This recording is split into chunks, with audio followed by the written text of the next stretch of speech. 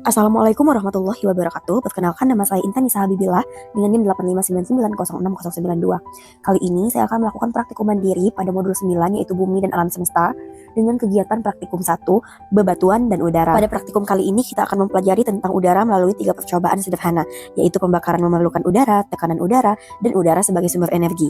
Untuk percobaan pertama, pembakaran memerlukan udara. Tujuan dari percobaan ini adalah untuk menjelaskan bahwa udara itu dibutuhkan dalam proses pembakaran. Alat dan bahan yang digunakan yaitu 2 batang lilin dengan ukuran yang sama, korek api, gelas dengan berbagai ukuran, stopwatch, serta piring ataupun mangkuk.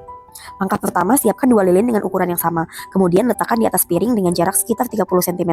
Nyalakan kedua lilin tersebut secara bersamaan. Setelah itu tutup salah satu lilin dengan gelas, sedangkan lilin yang lainnya dibiarkan terbuka. Kita amati perubahan yang terjadi. Lilin yang tertutup dengan gelas akan padam setelah beberapa saat, sedangkan lilin yang tidak tertutup tetap menyala. Hal ini menunjukkan bahwa pembakaran memerlukan udara, khususnya oksigen. Ketika udara di dalam gelas habis, api tidak dapat bertahan dan akhirnya padam. Percobaan kedua, udara menekan dari tekanan tinggi ke tekanan rendah. Tujuan percobaan ini adalah untuk memahami adanya tekanan udara. Siapkan 2 lilin yang diletakkan di dalam mangkuk, lalu tambahkan air setinggi kurang lebih 2 cm. Nyalakan kedua lilin tersebut, kemudian tutup masing-masing lilin dengan gelas yang berbeda ukuran. Lilin pertama dengan gelas besar dan lilin kedua dengan gelas kecil. Amati lilin dan permukaan air di dalam gelas. Lilin pada gelas kecil akan lebih cepat padam dan lilin pada gelas besar lebih lama menyalanya. Hal ini karena gelas besar mengandung lebih banyak udara sehingga oksigen lebih banyak tersedia. Selain itu, terlihat air masuk ke dalam gelas setelah api padam. Peristiwa ini terjadi karena tekanan udara di dalam gelas menjadi lebih rendah dibandingkan tekanan di luar gelas, sehingga air terdorong masuk ke dalam gelas. Setelah demikian, dapat kita simpulkan ya bahwa udara bergerak dari tekanan tinggi ke tekanan rendah. Percobaan ketiga, udara sebagai sumber energi. Tujuan percobaan ini adalah untuk menunjukkan bahwa udara memiliki energi yang dapat menghasilkan gerakan. Alat dan bahan yang digunakan yaitu balon, selongsong ballpoint, kawat atau tali, pita perekat, dan gunting. Langkah pertama, tiup balon sehingga mengembang dan terasa kencang. Kemudian lepaskan balon. Amati balon yang bergerak dari satu sisi ke sisi lainnya.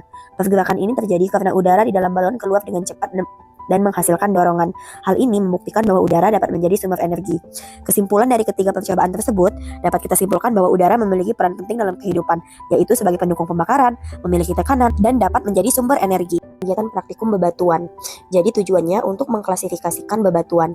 Alat dan bahan ada beberapa batuan, minimal 5. Di sini saya sudah punya beberapa batu, navaca lengan, gelas beker, pipa, dan air aki. Yang pertama atau A, jenis bebatuan. Kelima bebatuan yang sudah saya kumpulkan. Yang pertama ada batuan beku. Ini adalah batu split atau jenis andesit. Terbentuk dari pendinginan lava vulkanik, ciri-cirinya itu berwarna gelap, teksturnya kasar, dan ada butiran mengkilap yang mengandung logam seperti besi serta mangan.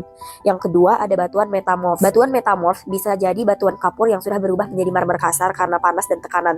Warnanya abu-abu pucat dengan garis-garis mineral dan bagian mengkilapnya mengandung besi serta aluminium. Yang ketiga ada batuan sedimen. Ada juga batu letarit, hasil pelapukan alam yang terbentuk dari endapan mineral. Ciri khasnya itu berwarna coklat kemerahan, seluruh bagiannya kaya akan logam besi, aluminium, dan lalu yang keempat ada mineral atau batuan sedimen. Ini tuh campuran mineral kuarsa dengan biji logam. Warnanya tuh putih bercampur noda coklat.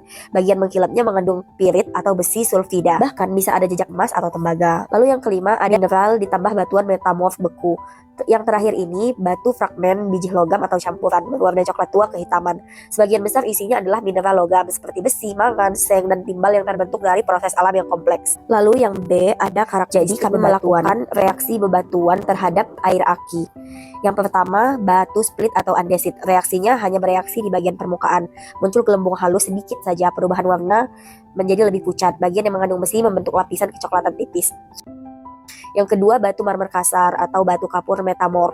Reaksinya paling cepat, muncul gelembung gas dan lumayan deras.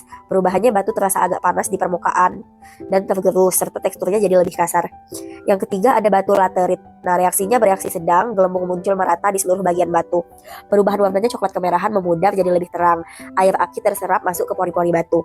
Yang keempat ada kuarsa piritiferus. Reaksi bagian kuarsa tidak bereaksi, tapi bagian piritnya lebih mengkilat. Perubahan warnanya berubah jadi hitam, kecoklatan gelap, namun endapan halus kekuningan. Lalu yang kelima ada biji oksida logam campuran. Reaksinya bereaksi paling kuat, gelembung keluar deras dan suhunya terasa naik. Warna berubah drastis jadi lebih gelap atau muncul noda berwarna. Bagian batu pun terlihat terurai perlahan. Lalu yang C ada gambar bebatuan. Di sini saya sudah mendapatkan 5 macam bebatuan dan kita amati dengan sesama. Yang pertama ini jenis batu split atau andesit. Yang kedua ini batu marmer kasar atau batu kapur metamorf. Yang ketiga batu laterit. Yang keempat batu kuarsa piritiferus. Yang kelima biji oksida logam campuran. Baik kawan-kawan, itulah tadi praktikum mandiri saya mengenai udara dan bebatuan. Terima kasih. Wassalamualaikum warahmatullahi wabarakatuh.